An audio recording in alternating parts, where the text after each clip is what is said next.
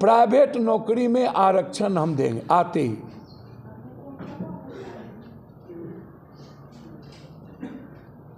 और सभी तरह के ठेकेदारी में 40% बेरोजगार यूथ को 10 लाख के कामों को आरक्षित करेंगे। 40% 10 लाख को आरक्षित करेंगे। और कल मेरा एडजॉर्नमेंट मौसम होगा बिहार के डोमिसाइल मुद्दों को लेकर। किसी भी कीमत पर 80% बिहारी को नौकरी देना ही पड़ेगा। 20% हम दूसरे प्रदेश को रखेंगे। कोई समझौता अब रोजगार के सवाल पर बिहारी से नहीं होगा। यदि सभी प्रदेश को यह राइट है डोमिसाइल मुद्दा लागू कर अपने प्रदेश के बच्चों की हिफाजत करना, तो पहला दायित्व है पप्पू यादव का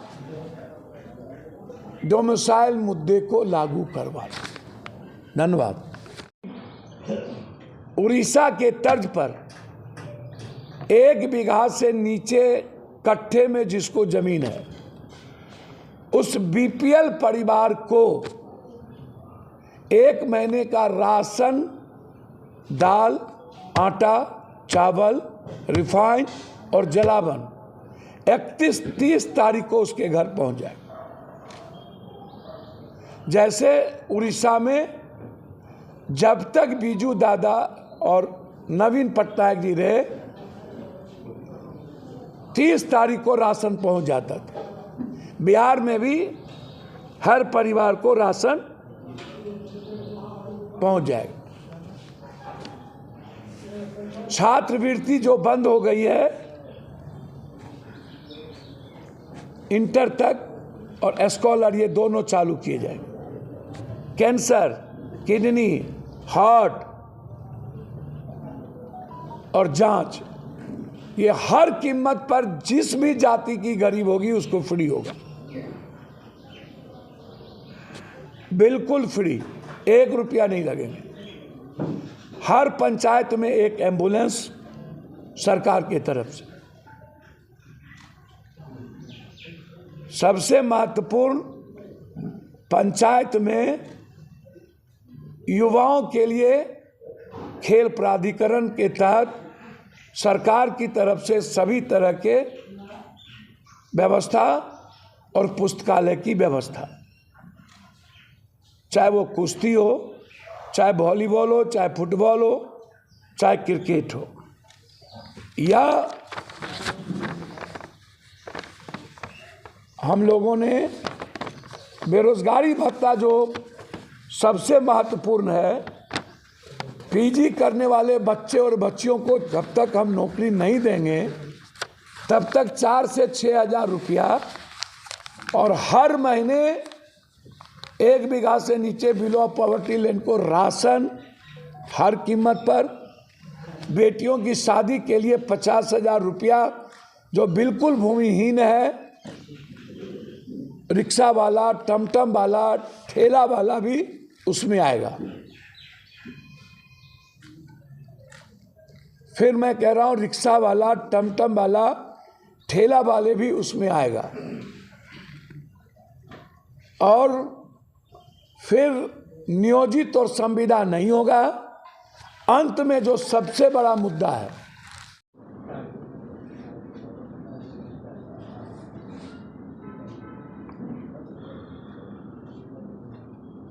नियोजित और संविदा को 6 महीने के अंदर कोई भी एग्जामिनेशन नियोजित और संविदा पे नहीं होगा, के लिए नहीं होगा, हर कीमत। ये लगातार सदन में हम लोग इस मामले को उठा। तीसरा,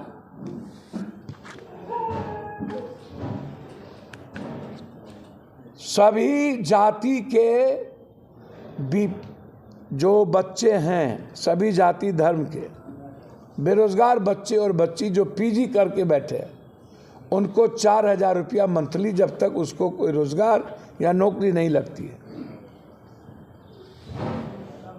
सभी जातियों के वर्गों के बिलो ऑफ गरीबी रेखा के नीचे भूमिहीन परिवार के बच्चियों के लिए जब शादी लगेगी तो हमारी सरकार बनते ही 50,000 रुपया भूमिहीन परिवार के बच्चों को शादी के लिए 6 महीने पहले उनके अकाउंट में डाल दिए जाए।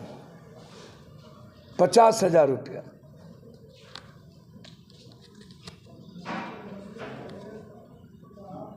ब्लॉक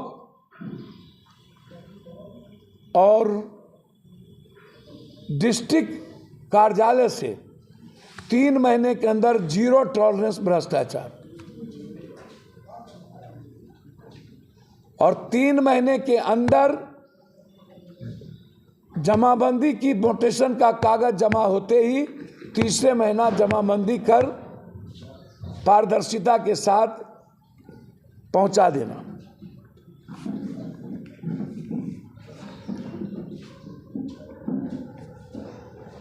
बड़ी प्राथमिकता किसानों को लेकर जो कोऑपरेटिव खत्म किया गया है, उस कोऑपरेटिव को 6 महीने के अंदर पुनर्जीवित करेंगे। और खाद और बीज किसान को बाजार से नहीं मिलेगा, पंचायत में सरकार कोऑपरेटिव के द्वारा खाद और बीज देगी, किसान को बाजार नहीं जाने दिया। और सरकारी रेट पर खाद और बीज मिलेंगे, किसी कीमत पर किसान खाद बीज के लिए बाजार नहीं जाएगा। एमएसपी 6 महीने के अंदर लागू होगी। बाजार समिति जो बंद हो गया है उसको भी 6 महीने के अंदर हम लोग हर कीमत पर लागू करेंगे।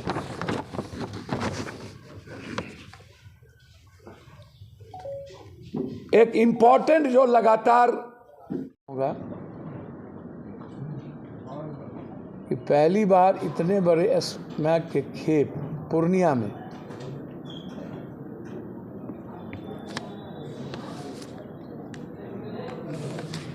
जिस तरीके से मैं लगातार नशा मुक्त मुद्दों को लेकर के चल रहे हैं,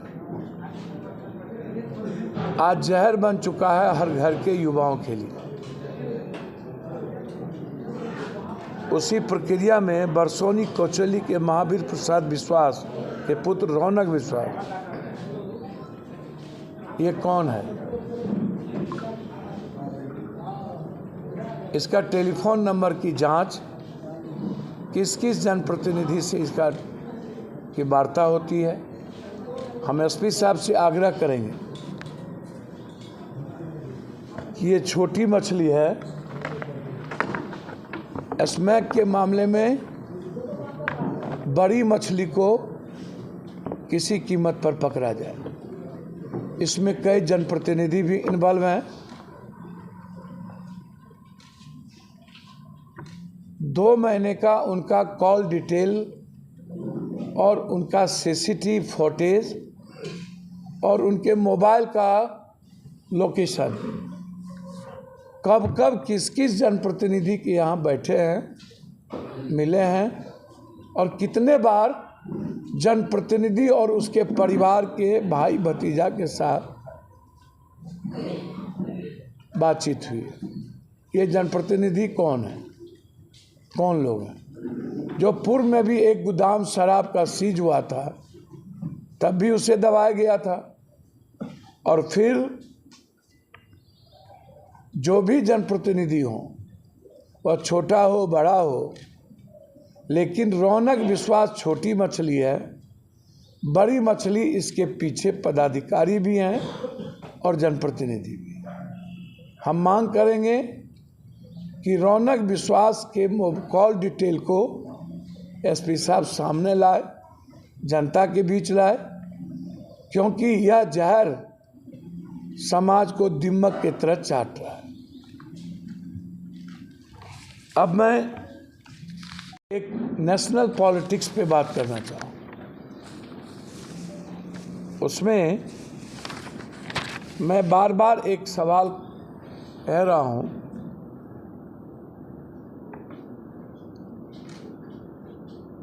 कि आने वाले 2025 का चुनाव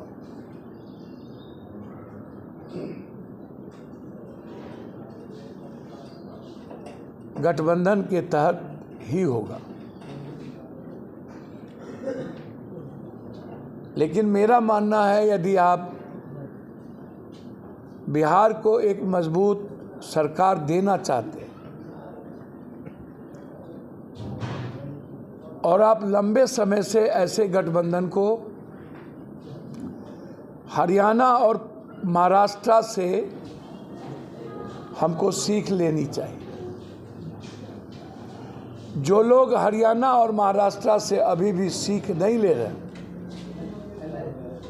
जिन क्षेत्रीय पार्टी के जिद के कारण आज ये स्थिति हुई, हरियाणा में आम आदमी पार्टी और कुछ छोटी पार्टी के जिद ने आज 11,672 वोट से हम 9 सीट हारे, 11,672 से, और हमारी सरकार 6 सीट में बन रही थी। अंदाजा कीजिए हम पर क्या बीतता होगा। सरकार बनाने की जो जिम्मेदारी थी उस पर क्या बीतता होगा। महाराष्ट्र में भी हम लोगों ने अपने अपने जिद पर कायम रहे। अब हम लोगों के सामने बिहार का चुनाव प्राथमिकता है। हम चाहेंगे गठबंधन हो, मुख्यमंत्री कोई हो, ये हमारे लिए मतलब नहीं है। वो तय कांग्रेस के नेतृत्व को दिल्ली में करना है। लेकिन चुनाव यदि आप सभी जाति धर्म वर्गों का वोट लेना चाहते हैं, युवाओं का वोट लेना चाहते हैं, जो आज मात्र एक आवाज़ राहुल गांधी जी, चाहे वो जाति जनगणना से जुड़ा सवाल हो, चाहे वो आरक्षण से जुड़ा सवाल हो, चाहे वो रोजगार से जुड़ा सवाल हो, चाहे वो किसानों से जुड़ा सवाल हो, यदि कोई सोल्जर है तो एकमात्र राहुल गांधी, जो सदन से लेकर तूफानों तक, सड़कों तक और मरने तक लड़ रहा। यदि आज नरेंद्र मोदी जी के जुमले, झूठ, तस्लीम और आतंक के खिलाफ लड़ने की कोई आवाज़ है तो मात्र राहुल गांधी और प्रियंका गांधी। हम चाहेंगे कि बिहार में गठबंधन के साथ चुनाव हो, लेकिन कांग्रेस नेतृत्व में हो। कांग्रेस के बड़े भाई के नेतृत्व में हो। गठबंधन के बाद जिन्हें मुख्यमंत्री बनना हो वो बने, लेकिन चुनाव हम राहुल गांधी और प्रियंका गांधी के नेतृत्व में ही लड़ें। ये मेरा व्यक्तिगत मानना है। लेकिन अभी तो राजद के नेतृत्व में चुनाव लड़ी जा रही है। फिर मेरी बात खत्म होने दीजिए, पेशेंस रखिए ना। पेशेंस लूज क्यों करते हैं? मैंने कहा कि कांग्रेस 15 जनवरी के बाद बिहार में अपने संगठन पर ध्यान देगी। हम पूरे बिहार में अपने संगठन को कांग्रेस मजबूत करेगी और हर पार्टी को अपने संगठन को मजबूत करने का की प्राथमिकता होती है। हर क्षेत्रीय पार्टी भी अपने संगठन को मजबूत करेंगी और नेशनल पार्टी भी करेंगी। बीजेपी भी करती है, उनकी अलायंस भी करती है। तो कांग्रेस तो उत्तर से दक्षिण और पूरब से पश्चिम, नॉर्थ से साउथ और वेस्ट से ईस्ट कांग्रेस ही है, बीजेपी भी नहीं है।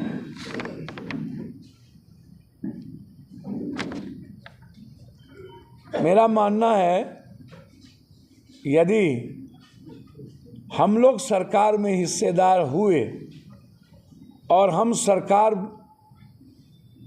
बनाने में कांग्रेस नेतृत्व में कायम रहे, तो जो राहुल गांधी जी की सबसे पहली प्राथमिकता छात्र छात्रों पर जो बिहार में और देश में जुल्म हो रहे हैं, जिसको लगातार पप्पू यादव सदन में कल भी उठाए मामले, यूपीएससी, बीपीएससी, एसएससी के पेपर का लीक, ये और नालंदा एक शहर जालिम और जुल्म का केंद्र बिंदु बन गया। जितने पेपर लीक आउट हो रहे हैं उसमें नालंदा केंद्र बिंदु। नालंदा परसों का भी एग्जामिनेशन में ताला लगा दिया गया, भीतर में बच्चों को क्वेश्चन पेपर नहीं दिए गए। जिन्हें माफिया ने सेंटर बेचा, जिस टीचर की भूमिका लगाई, उसी को आंसर लिखाया गया। हमारे प्रतिभावान बच्चे वंचित रह गए। लगातार पेपर लीक और बच्चों पर जुल्म। मेरा मानना है सबसे पहला निर्णय एग्जामिनेशन को पारदर्शी करना, ट्रांसपेरेंट करना, सीसीटीवी के तहत होना और उस सीसीटीवी का पूरा कैमरा और टीवी बाहर भी उसके गार्जियन को दिखाना। 1 महीने के अंदर एग्जाम के 1 महीने के बाद रिजल्ट और तीसरे महीना ज्वाइनिंग। 3 महीना के अंदर एग्जाम के प्रक्रिया से ज्वाइनिंग। कोई पेपर लीक आउट नहीं होगा।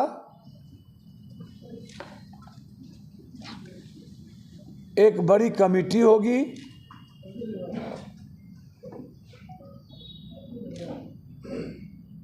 और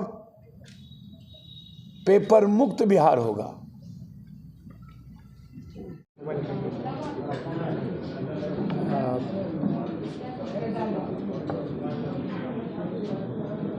हम बिहार के मुद्दों पर आए हैं। इससे बेहतर है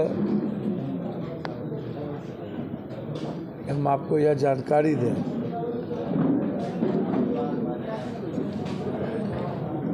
पूर्णिया के लिए सबसे बड़ा शांत करवा दें।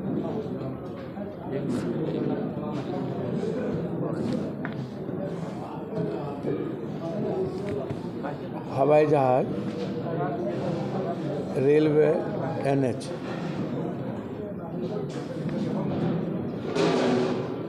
मैं पहले भी कह चुका हूँ, मेरे लिए विकास मुद्दा है।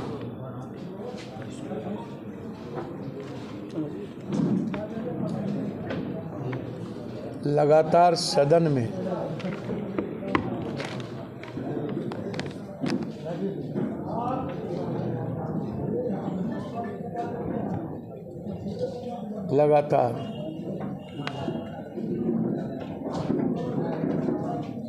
हमारा स्मार्ट मीटर को लेकर के था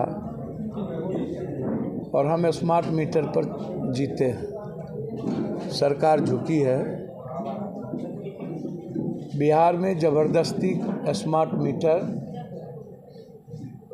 नहीं लगेगा।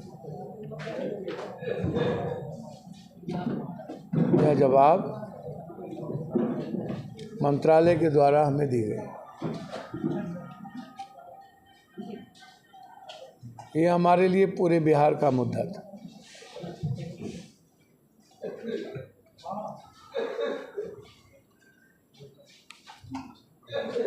दूसरा मुद्दा पूर्णिया कोर्ट वाशिंग पीठ, पूर्णिया जंक्शन, जलालगढ़, अररिया अमृत योजना के तहत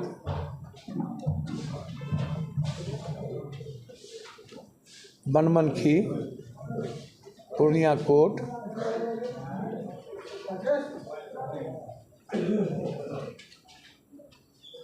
मुरलीगंज अमृत योजना के तहत इस रेलवे का नवीनीकरण हो, जिसकी शुरुआत हो गई।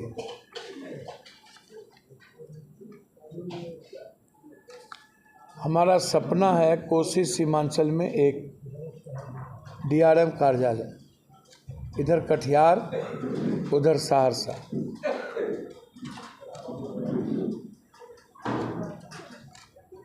फिर मैं आपको इसकी जानकारी दूं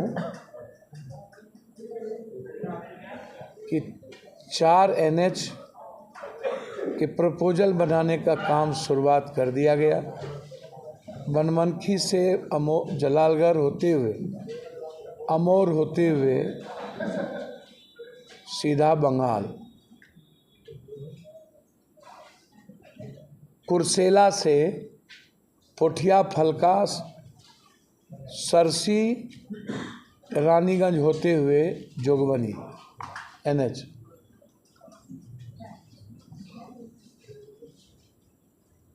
और बेलौरी से सीधा मालदा NH। ये 3 महत्वपूर्ण NH की चिट्ठी माननीय गडकरी जी ने स्वीकृति देते हुए इस DPR बनाने का आदेश दे दिया गया।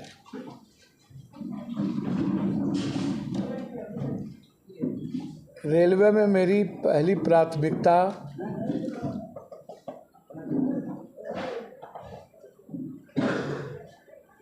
जलालगढ़, किशनगंज और जलालगढ़ बनमनखी, कुर्सेला बिहारीगढ़, ये 2 परियोजना हमारी सबसे महत्वपूर्ण है। जलालगढ़ के कार्य शुरू हो गए, जमीन नापी का कार्य भी शुरू हो गया। कुर्सेला के जमीन नापी का कार्य पहले ही शुरू हो गई थी। तो मैं लगातार, और मैं कुछ लोगों को जानकारी बता देना चाहता हूं कि हर परिस्थिति में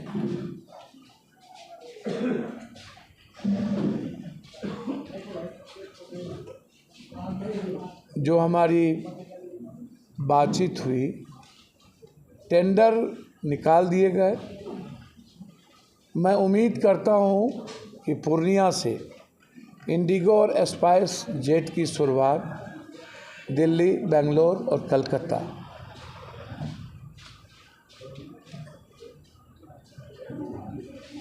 और हम लगे हुए हैं कि यहाँ से बम्बई की भी शुरुआत एक साथ।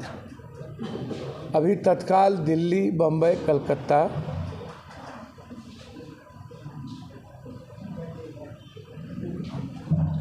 का एक इंडिगो, स्पाइस जेट और सरकार के बीच सहमति बन चुकी है।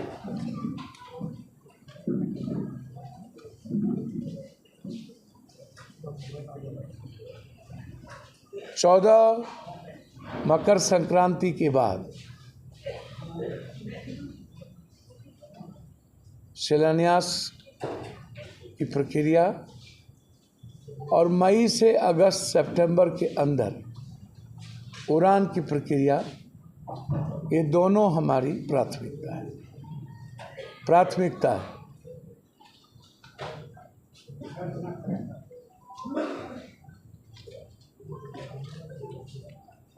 अब मैं